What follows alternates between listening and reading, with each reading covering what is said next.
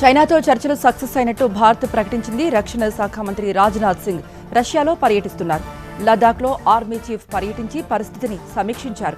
జమ్మూ కశ్మీర్లో జరిగిన ఎన్కౌంటర్లో 4 ఉగ్రవాదులు హతమయ్యారు. బీహార్లో లాలూ ప్రసాద్ యాదవ్కు సొంత పార్టీ ఎమ్మెల్యేలే ఝలకిచ్చారు. ఇటువంటి ఆసక్తికరమైన టాప్ 9 నేషనల్ న్యూస్ ఇప్పుడు చూద్దాం.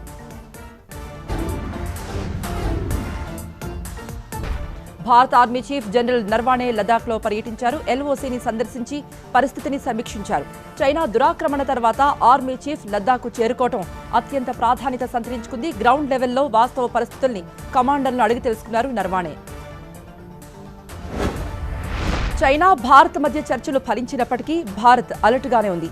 సరిహద్దుల్లో పరిస్థితిని ఎప్పటికప్పుడు నిఘా నేత్రంతో పరిశీలిస్తోంది.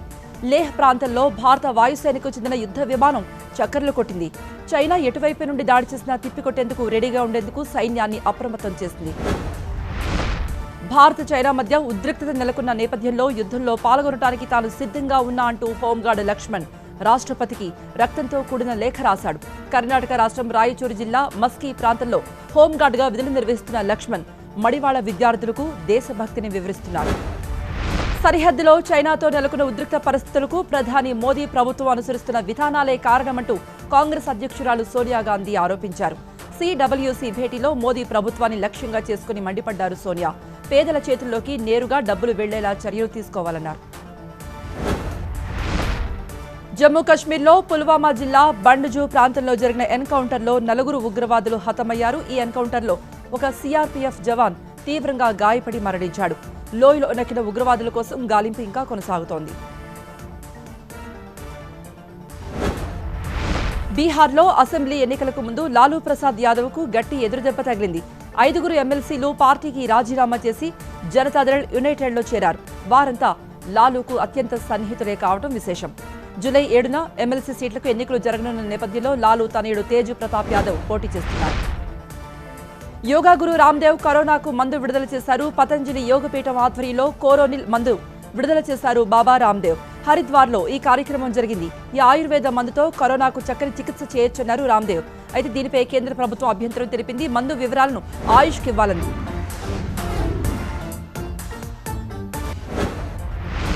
లాక్డౌన్ నుండి మరిన్ని మినహాయింపులు ప్రకటించింది కేంద్ర హోంశాఖ. హోటళ్లు, రెస్టారెంట్లు, ఫంక్షన్ హాళ్లు 50% సామర్థ్యంతో మాత్రమే తెరవాలని, ఆరోగ్య సూత్రాలు పాటించాలంటూ నిబంధన విధించారు. పరిశ్రమ వర్గాల ఇబ్బందులు దృష్టిలో పెట్టుకుని ఈ వెసులుబాటు కల్పించింది. కరోనా పరీక్షలను వ్యాపార కోణంలో చూడొద్దంటూ ప్రైవేట్ డయాగ్నోస్టిక్ ప్రతినిధులను హెచ్చరించారు మంత్రి ఈటెల రాజేందర్. పాజిటివ్ వచ్చిన ప్రతి పేషెంట్ వివరాలను పోర్టల్లో ఖచ్చితంగా అప్లోడ్ చేయాలంటూ వారికి స్పష్టం చేశారు మంత్రి.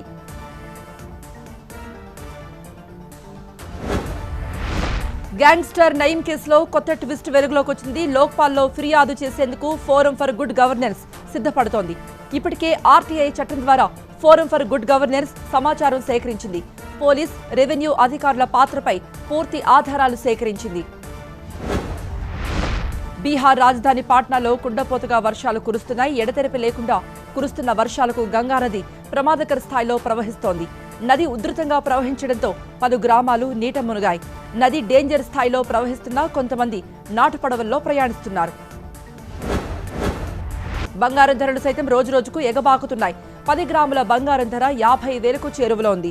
ప్రపంచవ్యాప్తంగా కరోనా పరిస్థితులు, భారత్ చైనా సరిహద్దులో ఘర్షణలు బంగారం పెరుగుదలకు ప్రధాన కారణంగా తెలుస్తున్నాయి.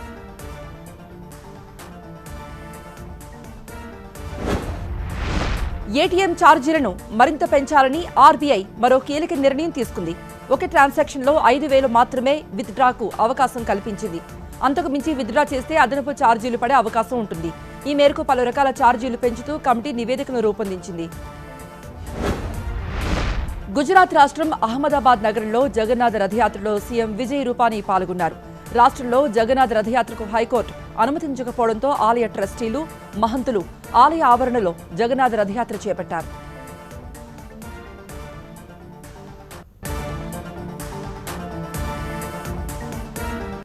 పార్క్ హయత్ హోటల్లో నిమ్మగడ్డ రమేష్తో కామినేని సుజనా భేటీ ఏపీ రాజకీయాల్లో దుమారాన్ని రేపుతోంది. నిమ్మగడ్డను వెంటనే సస్పెండ్ చేయాలంటూ అధికార పార్టీ వైసీపీ డిమాండ్ చేస్తోంది. ఏపీలో మరో 2 వారాల్లో ఇంటి స్థలాల సందడి మొదలు కాబోతోంది. రైతును రాజుగా చేయడానికి ప్రభుత్వం సంకల్పంతో ఉందంటున్నారు మంత్రి కేటీఆర్. ఇటువంటి ఆసక్తికరమైన టాప్ 9 రీజనల్ న్యూస్ ఇప్పుడు చూద్దాం.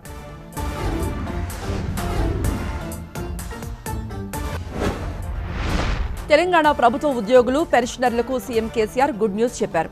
ఈ నెల పూర్తి జీతాలు చెల్లించాలంటూ సీఎం ఆదేశాలు జారీ చేశారు. కరోనా సంక్షోభ నేపథ్యంతో 3 నెలలుగా వివిధ స్థాయిల్లో ఉద్యోగుల జీతాల్లో సగం వరకు కోత విధించింది ప్రభుత్వం. ఇంతకాలం విధించిన కోత వేతనాన్ని దశల వారీగా ఇస్తారు. నిమ్మగడ్డ రమేష్తో కామినేని సుజనా భేటీ రాజకీయ వర్గాల్లో ఆసక్తి రేపుతుంటే బీజేపీ అధిష్టానం ఈ పరిణామాలపై ఆరా తీస్తోంది.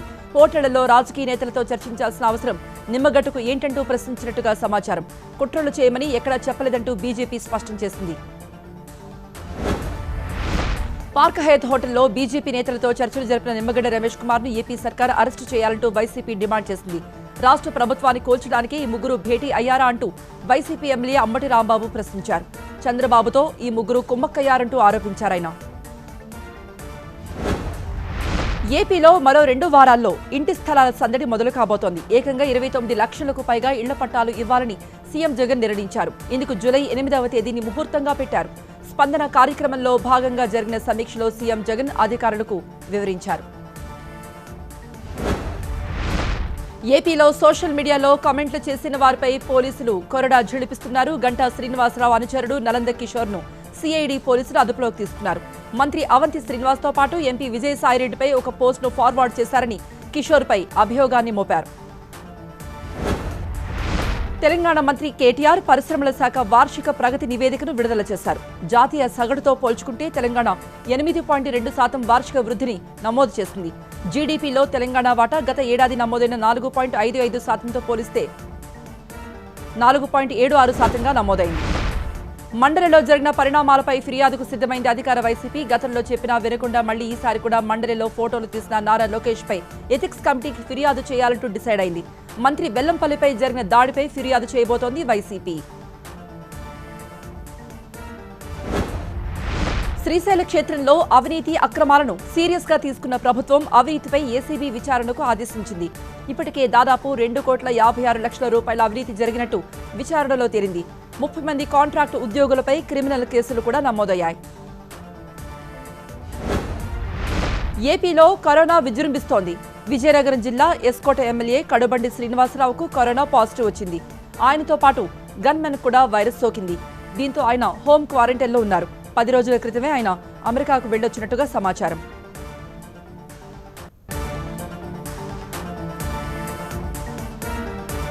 రష్యాలో భారత రక్షణ శాఖ మంత్రి పర్యటిస్తున్నారు. ఎయిర్ ఇండియా విమానాల రాకపోకలపై ఆంక్షలు విధిస్తూ అమెరికా అధ్యక్షుడు ట్రంప్ మరో తిక్క నిర్ణయం తీసుకున్నారు.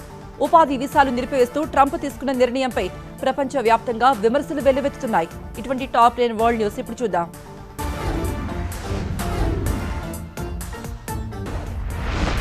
తిక్క నిర్ణయాలు తీసుకోవడంలో అమెరికా అధ్యక్షుడు తుగ్లక్నే మించిపోతున్నారు.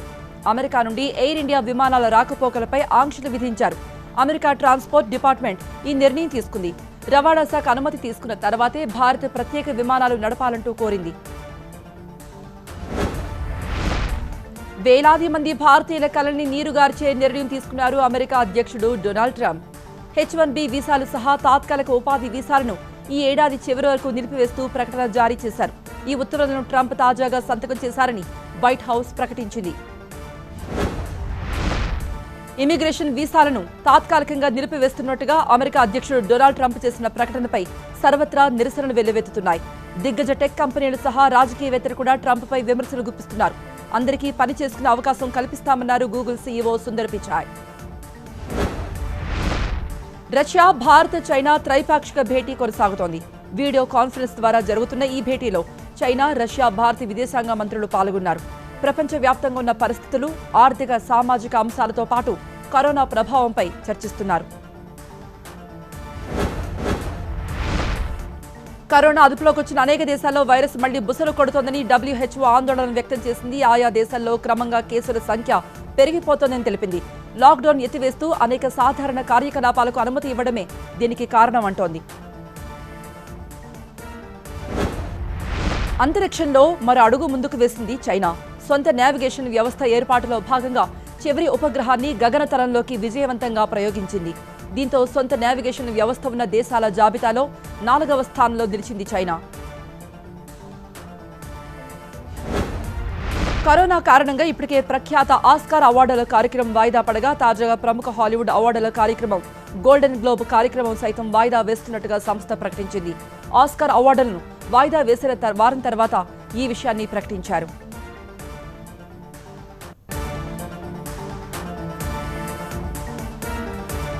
అమెరికాలో తక్కువ టెస్టులు చేసి తక్కువ కేసులు చూపించగలమన్నారు ట్రంప్. ఇక పూరి జగన్నాథ్ రథయాత్ర సందర్భంగా శుభాకాంక్షలు తెలిపారు ప్రధాని మోదీ. మరోవైపు సుశాంత్ సింగ్ రాజ్పుత్ పాత వీడియో ఒకటి ఇప్పుడు వైరల్ అవుతోంది. ఇటువంటి టాప్ 9 వైరల్ న్యూస్ ఇప్పుడు చూద్దాం.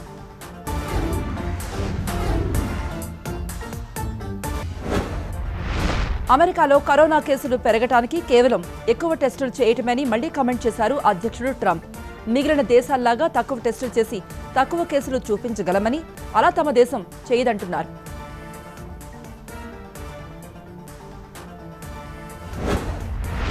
పూరి జగన్నాథ్ రథయాత్ర సందర్భంగా శుభాకాంక్షలు తెలిపారు ప్రధాని మోదీ. ఈ యాత్ర ద్వారా మానవాళికి శుభం జరగాలంటూ ట్వీట్ చేశారు. జై జగన్నాథ్ అంటూ పూరి జగన్నాథుని తలుచుకున్నారు.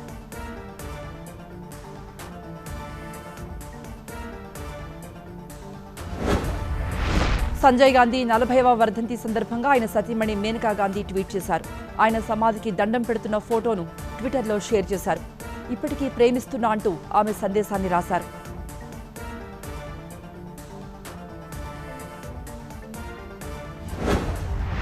పార్క్ హయత్ నిమ్మగడ్డ వీడియోపై కమ్మనైన ప్రజాస్వామ్యం అంటూ విజయసాయి ట్వీట్ చేశారు. దుష్ట చతుష్టయంలో 3 దొంగలు అడ్డంగా దొరికారని, ఫేస్ టైంలో మాట్లాడిన 4వ బిగ్ బాస్ ఎవరు అంటూ విజయసాయి పోస్ట్ చేశారు.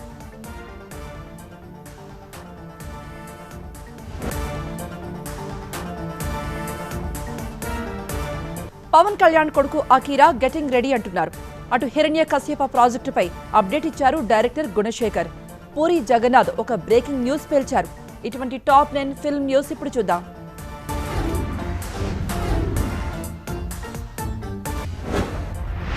పవన్ కళ్యాణ్ కొడుకు అకీరా సినిమాటిక్ ఎంట్రీపై మరింత స్పష్టత ఇచ్చారు అతడి తల్లి రేణు దేశాయ్. అతడు ఖచ్చితంగా సినిమాల్లోకి వస్తాడు, కానీ ఎవరి సపోర్ట్ తీసుకోకుండా తనను తాను ప్రూవ్ చేసుకుంటాడు. అకీరా హ్యాట్రిక్ హిట్లు కొట్టే మూమెంట్ కోసమే ఎదురు చూస్తున్నా అంటూ చెప్పారు రేణు దేశాయ్. హీరోయిన్ కాజల్ అగర్వాల్ పెళ్లి వార్తలు మళ్లీ హల్చల్ చేస్తున్నాయి. ఔరంగాబాద్కు చెందిన ఒక వ్యాపారవేత్తను కాజల్ పెళ్లి చేసుకోబోతున్నట్టుగా నార్త్ మీడియాలో కథనాలొస్తున్నాయి. 15 ఏళ్లుగా ఇండస్ట్రీలో ఉంటూ సక్సెస్ఫుల్ హీరోయిన్ అనిపించుకున్న కాజల్ పెళ్లి విషయంలో మాత్రం ఇంకా స్పందించలేదు. ప్రతిష్టాత్మక గోల్డెన్ గ్లోబ్స్ వేడుక కరోనా కారణంగా వాయిదా పడింది. 2021 జనవరి మొదటి ఆదివారం జరగాల్సిన వేడుకను ఫిబ్రవరి 28న నిర్వహిస్తున్నట్టుగా హాలీవుడ్ ఫారిన్ ప్రెస్ అసోసియేషన్ ప్రకటించింది. నామినేషన్లకు సంబంధించిన వివరాలను త్వరలో ప్రకటిస్తారు. సోషల్ మీడియా నుండి దాదాపు దూరంగా జరిగారు కరణ్ జోహార్. సుశాంత్ ఆత్మహత్య తర్వాత బాలీవుడ్లో నెపోటిజంపై హాట్ చర్చ జరుగుతుండటంతో కరణ్, ఆలియా భట్, కరీనా కపూర్ అకౌంట్లు బోసిపోయాయి.